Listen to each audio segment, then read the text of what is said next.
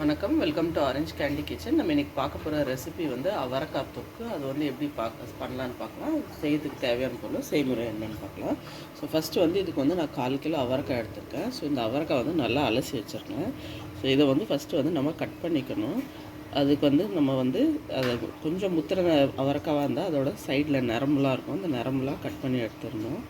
So இது மாதிரி வந்து நல்லா அவரைக்காவையும் நல்லா வந்து ஃபஸ்ட்டு அந்த நரம்புலாம் எடுத்துடுங்க. அதுக்கப்புறம் நம்ம எப்படி கட் பண்ணலான்னு பார்க்கலாம். அவரைக்காய் வந்து இது மாதிரி அதோட எண்ட்ஸ்லாம் கட் பண்ணிட்டு அப்புறம் அதோட நரம்புலாம் எடுத்ததுக்கப்புறம் ஒரு 4-5 அவரைக்காய் இப்படி சேர்த்து வச்சு நம்ம வந்து இது வந்து மெலிசாக வந்து இது மாதிரி அரைஞ்சிக்கலாம். ஸோ மொத்த அவரைக்காவே இதே மாதிரி வந்து நம்ம கட் பண்ணிக்கலாம்.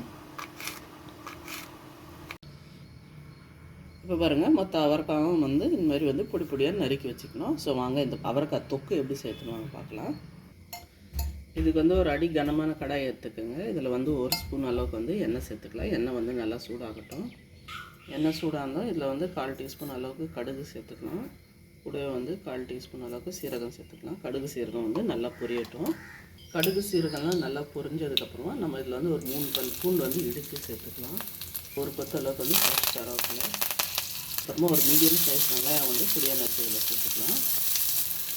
வெங்காயம் வந்து நல்லா பிங்க் ஆகிற வரைக்கும் வதக்கிக்கலாம்.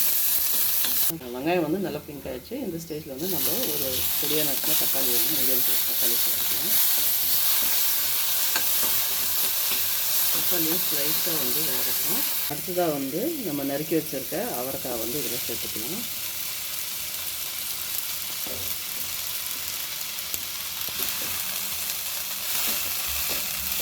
சேர்த்துட்டு நல்லா கலந்து வச்சுக்கலாம்.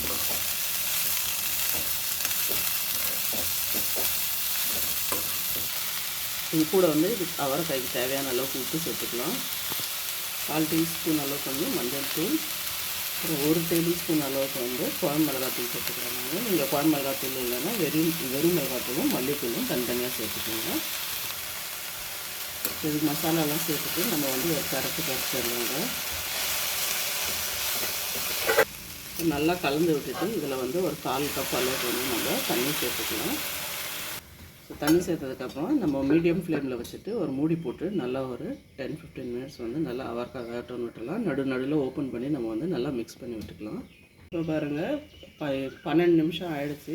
நல்லா ஓப்பன் பண்ணி பார்த்துக்குவோம். நான் வந்து கலரி விட்டேன். இப்போ பாருங்கள், நம்ம அவரைக்காய்லாம் வந்து நல்லா வெந்து சூப்பராக ஆகிடுச்சு. தண்ணிலாம் கூட பாருங்கள் நல்லா வத்திருச்சு. சூப்பரான டேஸ்டியான அவரைக்காய் தொக்கு வந்து ரெடி ஆகிடுச்சு. இது வந்து நீங்கள் தயிர் சாதம், ரசம் சாதம், சாம்பார் சாதம், லெமன் சாதம் இதுக்குள்ள சூப்பரான காம்பினேஷன் நல்லாயிருக்கும்.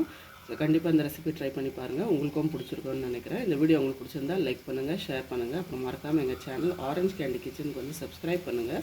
நன்றி, வணக்கம்.